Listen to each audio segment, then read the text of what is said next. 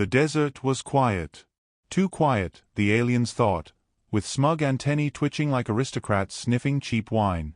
"Empty sands," sneered Commander Ryle of the Vokari Dominion, his voice dripping with a kind of arrogance only 1,000 years of unchallenged conquest could produce.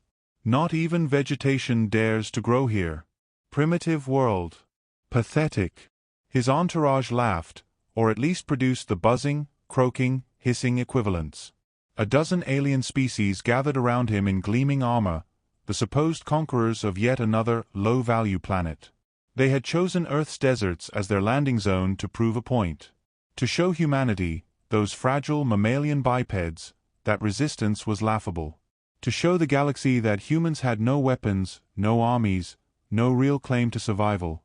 All they saw was sand, silence, and the occasional lizard scuttling across the scorching ground. One alien snorted. "Truly, if this is the best the humans can muster, we should leave a thank you note." Another sneered. "Perhaps a monument. Here lies humanity, buried under sand." The laughter grew, smug, cruel, sure of its own dominance. That was when a shadow moved. At first, they dismissed it as a heat mirage, the shimmer of air rising from scorched ground. But then the shadow lengthened, stretched, grew darker. Something massive blotted out the twin suns overhead. The aliens turned, their laughter choking into silence. The desert began to hum. Not with life, but with power.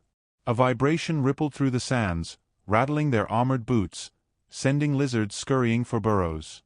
A ship rose. Not from the horizon, not from the skies, but from beneath the sand itself. As if the desert had been hiding a secret, waiting for this very moment. A colossal warship ascended, sand cascading from its hull in golden waterfalls. Its metal was scorched bronze and matte steel, scarred but purposeful, like a veteran soldier wearing medals carved into skin. Two blazing thrusters roared to life, blue light cutting across the barren wasteland. The ship hovered, its shadow swallowing the alien battalion whole. And then, impossibly, a human voice crackled over the comms. "Come." Polite. Almost amused. "Good afternoon, honored guests. Lovely day, isn't it? I do hope the sand wasn't too inconvenient for your boots." The aliens froze. Their commander narrowed his eyes. "Who speaks?" The voice chuckled, warm and unsettling, like a teacher patiently correcting a student before assigning detention for life. "Oh, where are my manners? Captain Elias Ward, Earth Defense Fleet, though fleet is a generous word. At present, I'm afraid it's just me and my ship. But don't worry. I always try to make guests feel welcome." The aliens glanced at one another. Nervous laughter, forced and brittle, broke the silence. "One ship," scoffed a reptilian officer, baring rows of serrated teeth. "You expect us to be intimidated by one relic hiding in sand?" "Relic." Elias's voice was still smooth, but the undercurrent had sharpened, like silk hiding a blade. "Ah, yes. That's the funny thing about humans. We don't throw relics away. We bury them where no one looks. And when the right time comes, well, they rise." The warship's engines flared, rattling the rocks, scorching the ground. Its shadow grew deeper, like a coffin lid closing. The aliens were no longer laughing. Ryle tried to steady himself, puffing his chest. "You're stalling. One ship cannot hope to oppose the Dominion. We bring fleets. We bring worlds to heal." Elias hummed thoughtfully, as if considering a wine list. "Fleets, worlds, armies. I've read the reports. Very impressive. But tell me, Commander, do you know what humans bring?" There was silence. Elias smiled behind his comms. "We bring surprises." A low rumble coursed through the sand.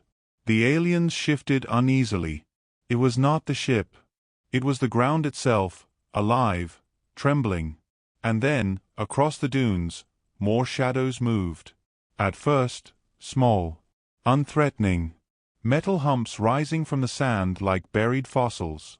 1, 2, a dozen, 100. The desert peeled back its skin, revealing iron bones beneath. Tanks, drones, missile platforms, ancient but deadly, rose like corpses summoned from graves. Each buried decades ago, abandoned in treaties, hidden from prying galactic eyes. Humanity had learned the galaxy would underestimate them. So humanity played along, smiling, pretending weakness, while quietly planting seeds of war beneath the soil. The aliens began to panic. "Impossible," hissed one. "Your world was inspected. Your arsenals dismantled." "Ah yes," Elias said cheerfully. "Inspections. We're very good at cleaning for guests. Though," his tone dipped, a razor beneath velvet, "we sometimes forget to tell guests about the basement."